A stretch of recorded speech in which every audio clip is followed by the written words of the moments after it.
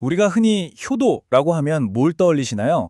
아마 부모님 잘 모시고 성공해서 자랑스러운 자식이 되는 거, 뭐 그런 거겠죠? 오늘은요, 이 효라는 개념을 완전히 뒤집어보는 아주 흥미로운 철학 이야기를 하나 들려드릴까 합니다. 자, 한번 상상해 보세요. 만약에 부모님이 편찮으신 게 그냥 개인의 건강 문제가 아니라 우리 가족 전체에게 보내는 어떤 신호, 일종의 메시지라면 어떨까요? 좀 도발적인 생각인가요? 한 한국 철학자가 바로 이 지점을 파고들었습니다. 부모님의 아픔은요, 그분 개인의 문제가 아니라는 거예요. 오히려 가족이라는 보이지 않는 톱니바퀴들로 맞물려 돌아가는 하나의 거대한 시스템 전체가 삐걱거리고 있다는 그런 신호라는 거죠. 자, 그럼 이 시스템이 어떻게 망가지는지 한번 볼까요? 이걸 아주 쉽게 이해할 수 있는 비유가 하나 있습니다. 바로 다섯 남매를 둔 어떤 가족 이야기인데요. 이 안에 이 철학의 모든 핵심이 다 들어있어요. 자, 이 가족의 구성을 한번 보세요. 와, 겉으로 보기엔 정말 완벽하죠? 부모님 입장에선 그야말로 자식 농사 잘 지었다고 하실만해요.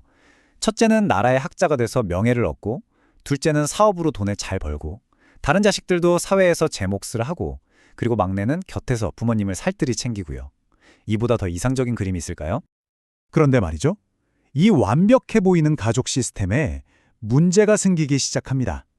바로 부모님이 원인 모를 병을 얻게 된 거예요. 이게 바로 첫 번째 신호탄입니다. 모든 게 잘 돌아가는 것처럼 보였지만 사실은 이 시스템 깊숙한 곳에 뭔가 아주 심각한 문제가 있다는 일종의 경고등이 켜진 셈이죠. 아니, 도대체 뭐가 문제였을까요? 이 불균형은 어디서부터 시작된 걸까요? 그걸 알려면요, 이 형제들의 눈부신 성공, 그 밑바탕을 한번 들여다봐야 합니다. 핵심은 바로 뒷바라지라는 개념에 있습니다. 우리가 흔히 쓰는 말이죠. 누군가의 성공을 위해 뒤에서 묵묵히 희생하고 헌신하는 것. 이 가족에서는요, 다른 형들이 학자가 되고 사업가로 성공할 수 있었던 이유가 바로 막내의 이 뒷바라지 덕분이었던 겁니다. 보이지 않는 희생이 있었던 거죠. 문제는 이 희생과 지원의 흐름이 완전히 일방통행이었다는 점이에요. 보세요. 막내의 노동력과 희생은 형들에게로 흘러가서 지식과 부, 즉 성공이 됐어요. 그런데 그 성공의 결과물이 다시 막내에게로 돌아오지는 않은 거죠. 마치 물이 한쪽으로만 흐르고 순환하지 않는 것처럼 에너지가 고여서 썩어버리기 시작한 겁니다. 그러니까 이제 이해가 되시죠? 부모님의 병은 단순한 몸의 아픔이 아니었던 겁니다. 이렇게 순환하지 못하고 한 곳에 고여버린 가족 시스템의 불균형, 그 구조적인 문제가 부모님의 몸을 통해서 증상으로 드러난 거예요. 부모님이 진짜로 마음 아파하고 국정했던 건요, 사실 당신의 건강이 아니었어요. 바로 그 막내 자식이었죠.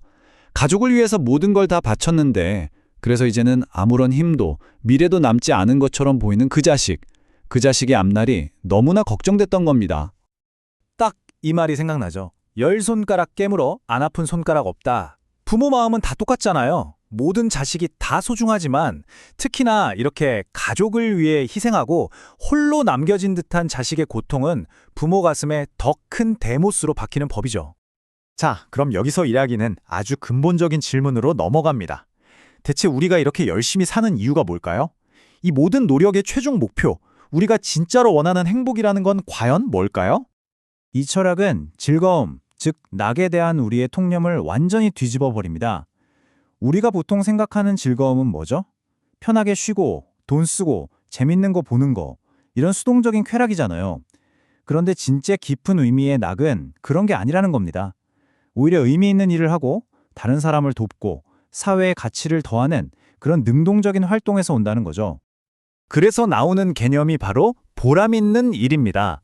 평생을 희생하고 고생한 사람에게 줄 수 있는 최고의 선물은요, 그냥 이제 편히 쉬세요가 아니라는 거예요.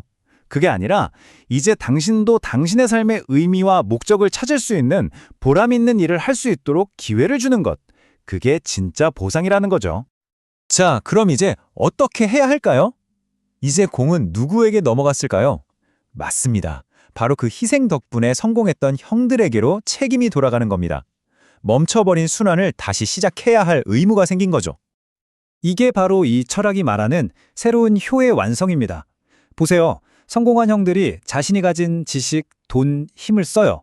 뭘 위해서? 희생했던 막내 동생이 이제는 보람 있는 일을 찾고 자신의 삶의 의미를 찾을 수 있도록 기회를 만들어주는 거죠. 그러면 막내는 드디어 진정한 기쁨과 보람을 느끼게 되고 그걸 지켜보는 부모님의 마음속 걱정은 눈 녹듯이 사라집니다. 바로 이게 진짜 효도라는 거예요.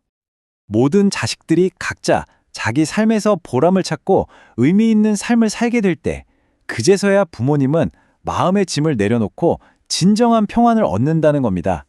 아슬아슬하게 한쪽으로 기울어져 있던 가족이라는 시스템이 비로소 완벽한 균형을 되찾는 순간이죠. 자, 그런데 이 이야기는 단순히 한 가족의 이야기로 끝나지 않습니다.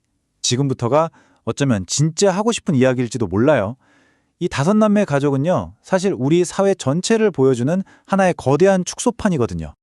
한번 대입해 볼까요? 성공한 자녀들, 즉 학자나 사업가는 우리 사회의 지식인, 자본가, 권력층을 상징합니다. 그리고 모든 것을 희생한 막내는 누구일까요? 바로 묵묵히 일하는 우리 사회의 노동자 계층이죠. 그렇다면 부모님의 걱정은? 그건 바로 민중의 고통, 사회적 약자들의 신음소리와 같은 겁니다. 그래서 이런 말이 나오는 겁니다. 백성이 울고 있다면 대통령이 있어도 그 나라는 무너진 것이다. 한 나라가 얼마나 건강한지는 가장 화려한 성공을 이룬 사람이 누구인지로 판단하는 게 아니라는 거죠. 가장 낮은 곳에서 신음하는 사람들의 목소리에 귀 기울일 때 그 나라의 진짜 모습이 보인다는 겁니다. 결국 이 모든 이야기를 관통하는 핵심 메시지는 이겁니다. 성공은 단순히 내가 뭘 이뤘느냐의 문제가 아니라는 것. 그게 아니라 그 성공을 발판 삼아서 나를 성공하게 만들어준 그 기반, 그 사람들을 위해 무엇을 할 것인가의 문제라는 거죠. 모든 성취에는 반드시 책임이 따른다는 뜻입니다. 자, 이제 마지막으로 여러분 자신에게 한번 질문을 던져보셨으면 합니다.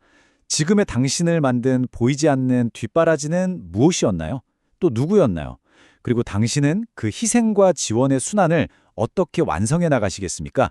이 질문에 대한 답을 찾는 것이야말로 우리 각자의 삶과 우리 사회를 더 건강하게 만드는 진정한 시작일 겁니다. 오늘 이야기는 여기까지입니다.